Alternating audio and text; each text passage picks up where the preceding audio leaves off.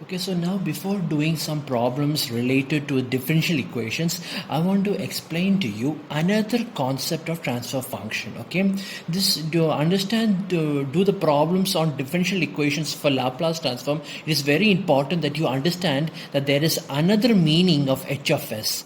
Okay, and in order to find the value of h of s, you have to apply this particular concept that I am going to explain to you today. Okay, this concept is very important, and it's very important that you should try to understand it. Okay, so what I'm trying to tell you is that we all know that the equation for the output of any LTI system, right? The output for any LTI system is given by y of t is equal to x of t convolution with h of t, right? This is how we define the output of an LTI system, right? That is where y of t is the output of that system, x of t is the input, and h of t is the impulse response. Is the impulse response. Okay?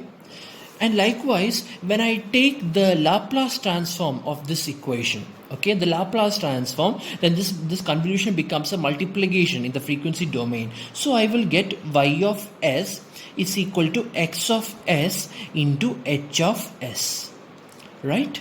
Where y of s is the Laplace transform of y of t, x of s is the Laplace transform of x of t, and h of s is the Laplace transform of h of t, right? Or in other words, in order to find my h of s, I can say that h of s is equal to y of s, that is the output Laplace transform divided by input Laplace transform. So this is how we define our transfer function. Okay, but you need to understand the meaning behind this equation, y of s by x of s. Okay, it does not simply mean that you have to simply divide the output Laplace transform input Laplace transform. It does not mean just like that. You have to understand what this actually means. Okay, see, because the reason is this h of s is what you all know that this h of s is what you call as the transfer function. Okay, and so as I said before, the transfer function is nothing but the Laplace transform of h of t. So that means the transfer function is the Laplace transform of the impulse response, right? The transfer function is the Laplace transform of impulse response. So what is the meaning of impulse response? Impulse response, look at the words, impulse response. I have already said last class that response means y of t. Response means y of t. So I can say that this h of t is nothing but the impulse response, or response of the system when the input is an impulse signal, right? That is, h of t is the response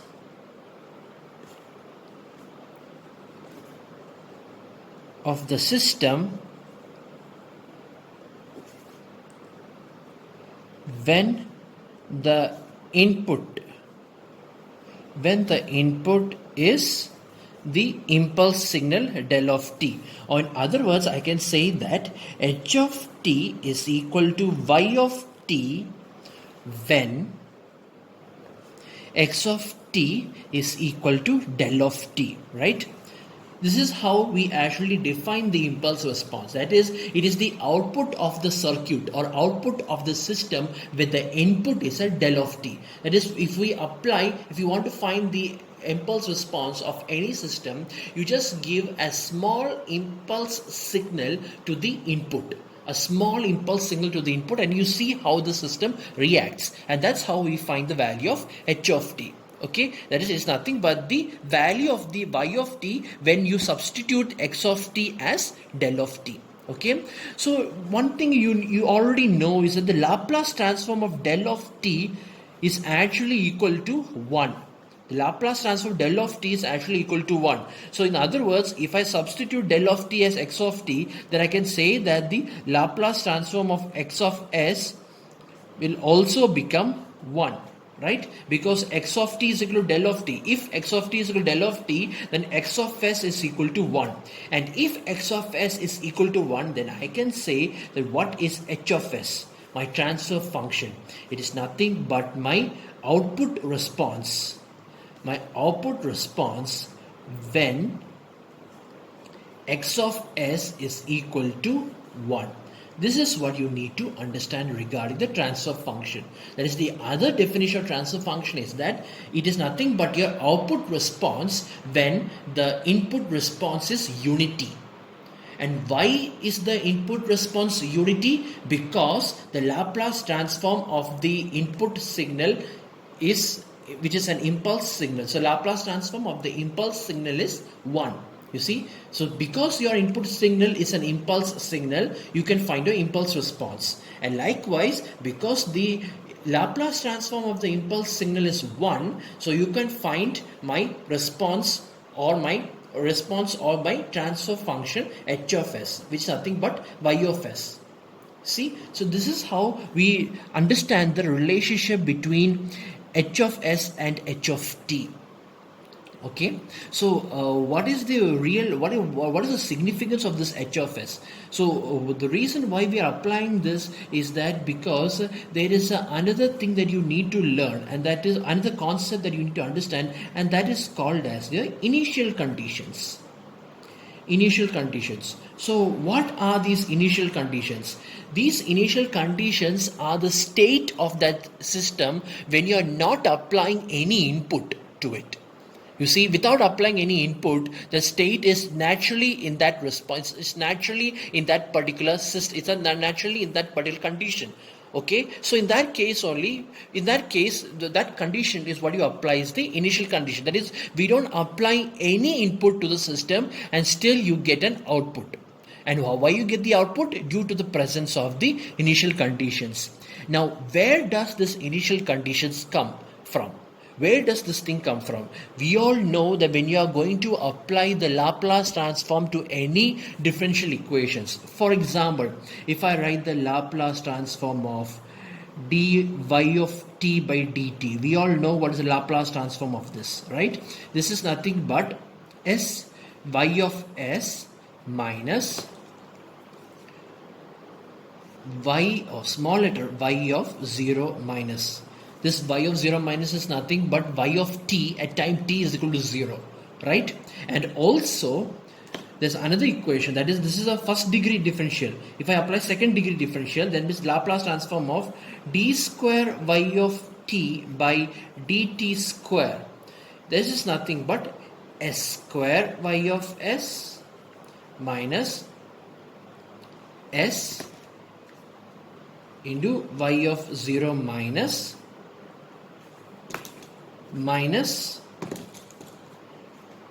y dash of 0 minus.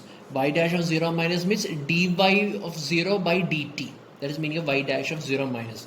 You see, so these red color terms is what you call as the initial conditions. So this is where the initial conditions enter into the system, right? So that means, in other words, the meaning of this equation is that the output of a system is not only due to the input, but it is also due to the initial conditions. It's also due to the initial conditions. And when you want to find your transfer function of that system, then you should always apply your initial conditions equal to 0. No matter what value they give you in the question, in order to find your h of s, the transfer function, you have to make sure that your initial conditions are all 0. That is how we calculate the transfer function. Okay, just to make you an example, let me just make you do a small simple problem to make you understand the significance of the transfer function as well as the initial conditions. Okay, see, because the reason why we are doing this is because the total response of the system, that is your y of t, you see, y of t consists of two things. It is the output of the circuit is mainly because of two factors. One is because of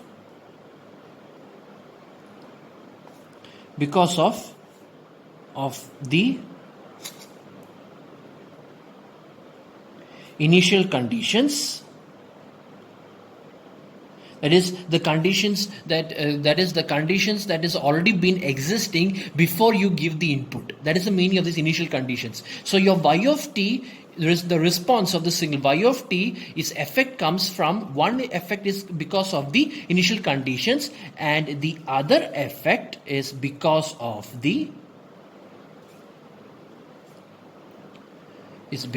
your input, that is x of t, right? So this is how, so the combined effect of these two is what gives your output response.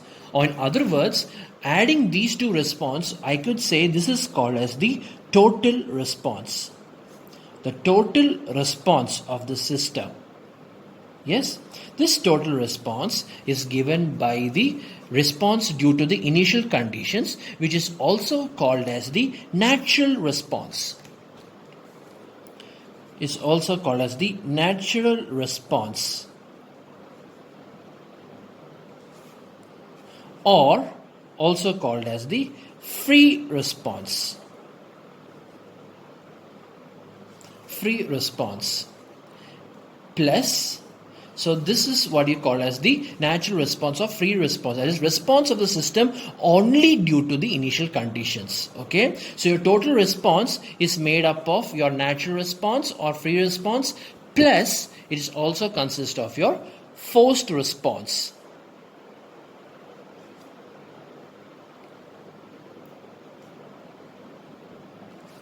Also called as your zero state response. That is the response of the system due to the input alone. Due to the input alone. These two are independent of each other. This is only due to the initial conditions, and this is only due to the input signal. Right? This is only due to the initial conditions, and this is only due to x of s. So which means your transfer function that you are going to find contributes only to the forced response. See, so that is where this h of s comes from. That is why when you are going to find the value of h of s, we always put the initial conditions to 0. Right? We always put the initial conditions to 0. So in that case, then why are we using initial conditions? Like I said before, you are using the initial conditions only to find the value of y of t, your total response. So to find the total response, you have to apply the response due to your initial conditions and your response due to your transfer function and the input signal. Okay, if you want to find the value of a transfer function, simply put your initial conditions to 0. That is how we define your transfer conditions, transfer functions.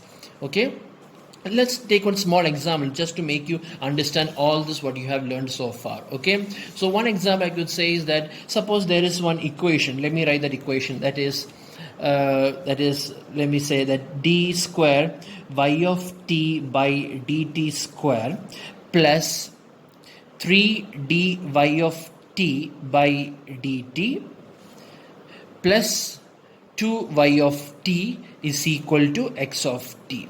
Okay, so this is one differential equations. Now from this differential equation, I want to find my h of s.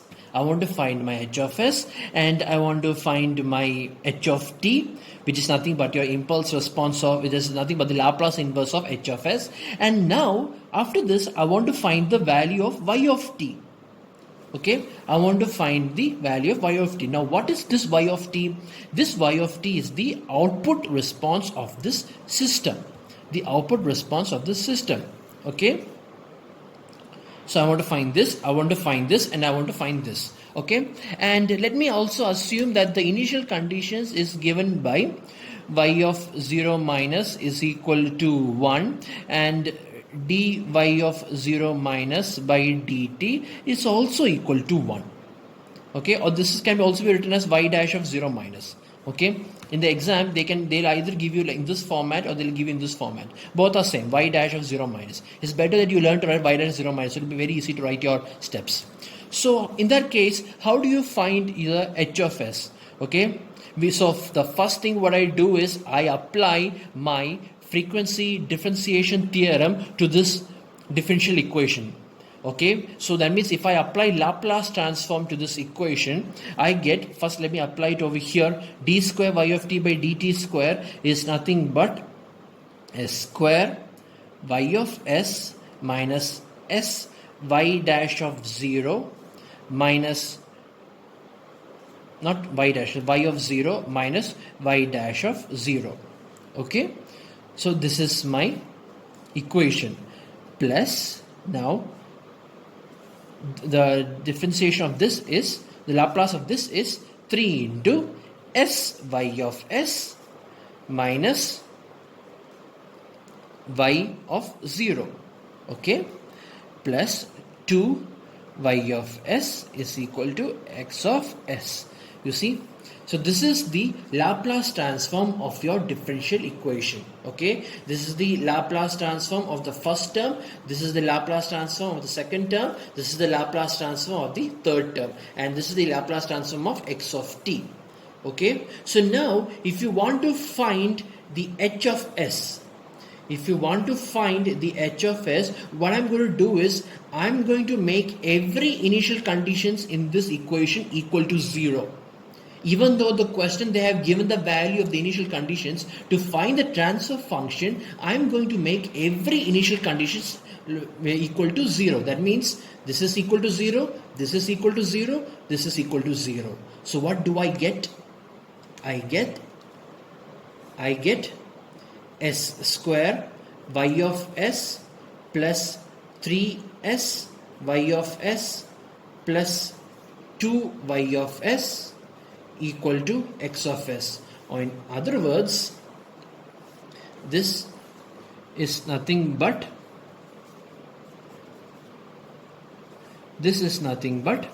taking y of s common, it becomes y of s into s square plus 3s plus 2 is equal to x of s. Or in other words, your h of s, the transfer function h of s, is nothing but y of s by x of s,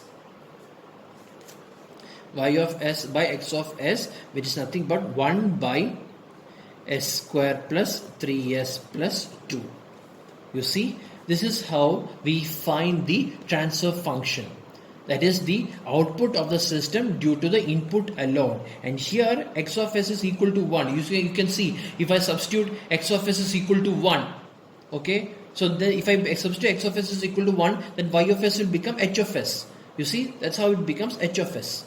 And this h of s is equal to 1 by s square plus 3s plus 2. Or this is also equal to 1 by 2 plus 1 is equal to 3, and 2 into 1 is 2. So that means I can write this as s plus 2 into s plus 1. I can factorize this as s plus 2 into s plus 1.